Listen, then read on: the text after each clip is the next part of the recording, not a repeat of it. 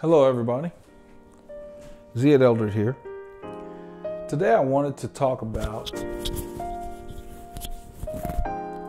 latex versus the butyl tube. This is a butyl tube, the regular black tube we all put in our tires. This is an example of a latex tube. This one's a Michelin. Some of them are pink. I have some that's pink and this one's green. But basically it's the material, it's latex. Pros and cons. From just direct experience, I like to do things that I've actually tested.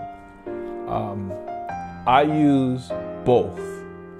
I use the butyl tubes in most of my training tires.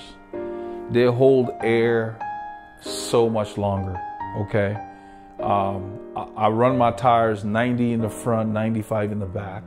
I go 3 days before I air them up again. They're not soft or anything, but I like to keep the air pressure in the same range.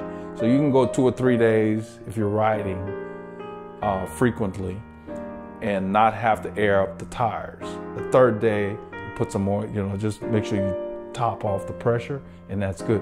Can't do that with latex. The latex, this wheel has latex in it. It's been 2 weeks. It's completely flat. If I have another wheel here. Let me bring. This been sitting for 2 weeks. This is a butyl, 2 weeks, okay? It might be 80 PSI or 85 or, but this is what we're used to. So that in a nutshell, that's the big difference. Now, with all of that, why do I use the latex? They're sweet, okay? This is a Vittoria Evo. I've got some Vittoria Rubino Pro, which is a training tire for them. There's a big difference with the latex in here. It feels like I'm riding sew-ups. I used to race on sew-ups back in the day because we had a mechanic that did it. I hate gluing tires. They're a pain, royal pain, okay? But man, they would sing to you, okay? This comes close. This Vittoria, I don't know what they do, but they call them open tubular. That's basically how they refer to it, okay? Putting the latex with this combination tire, any tire with a high, what they call TPI, the threads, I think it's threads per square inch or something like that, threads per inch. So let's say 320 TPI versus 120 TPI. And some of these tires are made with cotton and just better materials, but they're not very resistant to flat. So your Continental Gator skins are bomb-proof for the most part. These tires this is a racing tire. It's not the tire you ride every day on all the crappy roads and whatever. So now, I don't really race as much as I used to. Every now and then I'll dabble in a race. But I take this tire out on the group rides when I want to play with the boys. And this is a Zonda wheel. And with this tire and latex, it rivals anything out there. When I put this tire, the Zonda wheels, the latex tube, the Evo here, or even the Rubino Pro, or even there's another tire called Schwalbe that I have. I found a deal online. There's also a racing tire. They say racing training, but it looks more like if I were talking about a car tire, a tire that you'd see on a car at NASCAR where they have no tread and the compound is very soft and almost sticky. That's how the Schwalbe is. Beautiful tire, but it's not gonna last if you're trained in it every day. So those are the tires I put on the wheels that I want to just use in the fast group rides and races and sportives. But These have to be pumped up every day. My experience has been, even if I pump it up at night, it's not quite at the same pressure the next day. So right before I ride, I put the pressure I want, and it's great. And then the next day you're gonna ride again, you gotta top it off. The latex does not hold the air as well as the butyl, but they're lighter. They just roll better. In a high quality tire, the latex they sing. I use them in that regard. I don't train with them, but that's how I use them. So they're in this wheel, and I've got another set of wheels that they're in.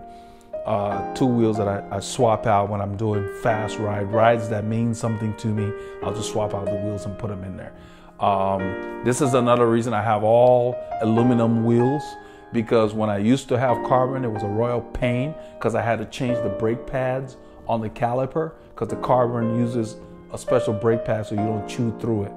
You can't switch between pads for carbon and pads for aluminum, because you can get aluminum debris in your brake pad that can tear up your carbon. So anyway, let me come back to these. So for those of you who are considering trying latex, they're worth it. They cost a little more than the butyl tubes. Well, I wouldn't say a little more. Let's see, I guess they're probably almost close to almost double. I think I paid about 14 bucks. Well, I found them online for like 8 or 9 bucks, but locally, if you were to get them, they might be almost twice as much as the butyl tubes. That's what you could get for the butyl tubes. But man, they're lighter, they ride faster. It just make you feel like you're rolling faster. And I can tell the difference. The wheel feels lighter when you put them in. These are not fancy wheels. These are Campanola Zonda wheels. Pretty basic wheel, but they're just great value. You go online, you check all the forums, everybody raves about them. And I read up about them, and I decided to try them, and I'm glad I did. I like them so much I bought 2 sets, but they work. The latex in here, even though they're flat now, as soon as I air it up, it's fine. There's no leak or anything now. Latex has its drawbacks. If you hit let's say a heavy pothole, or you go over a rock, latex has a tendency to just blow out on you. It doesn't mean you're gonna crash or anything, but basically you can't patch it.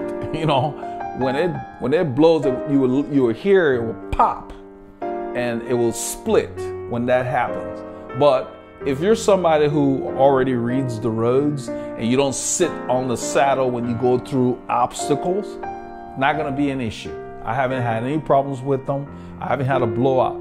But if you were to be in a situation where you had to, say, go down a curb or something for some reason, or where there's a heavy impact, the butyl tube can take more of an impact than the latex, you know, because the latex is lighter. I mean, you know, but it's designed for you when you're ready to go fast. So yeah, there is a difference, and it's not a fluke. You will feel the difference. They're sweet.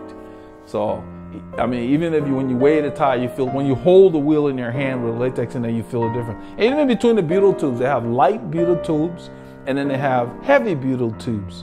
You know, I just buy the least expensive butyl tubes and throw them in there. I don't worry too much about it.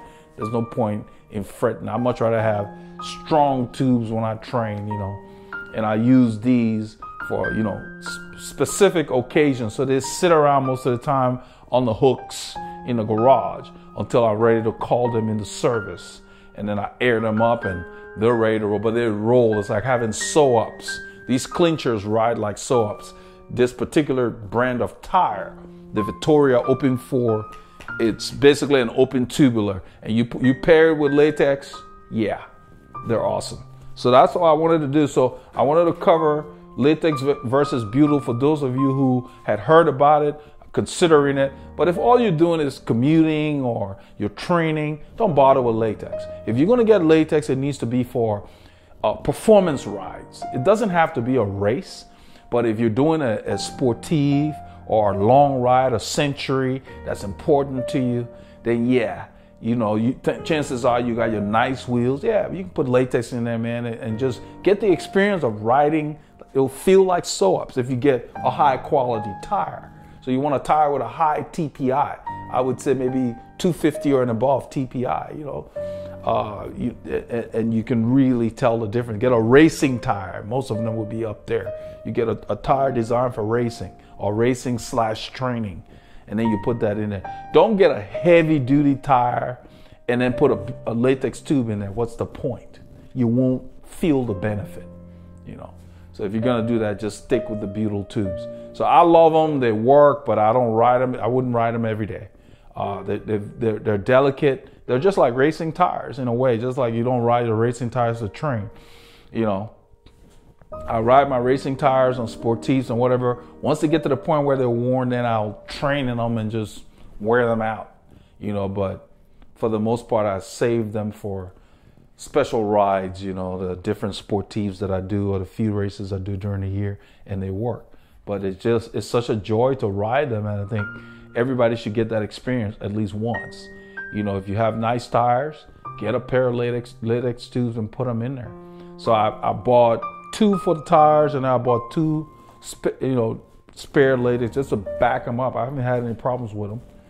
They come with really long valves, and I think it's pretty long.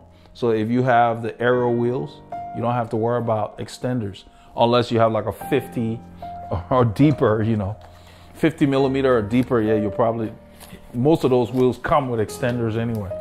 But I just wanted to cover that and let you guys know, yeah, you know, latex, they work. If you're thinking about them, get them and give them a try. Just use them sparingly. You know, don't ride them into the city to work when you're commuting. No, they're not for that. Get your heavy duty tubes. You don't want to have flats on the way to work or whatever it is. So I use heavy duty stuff when I'm training. I don't have time for flats when I'm training. You know, for the organized rides that we do, most of the intersections are closed. We get to use the whole road, so I can pick my line and avoid all the obstacles. But training, sometimes you have to ride in some crap when our road, people we share the road with are not really cooperative. So if you know what I mean. So you guys, thanks for listening. I hope I didn't run too long. I just wanted to cover this in a short video, and, you know, be safe on the roads.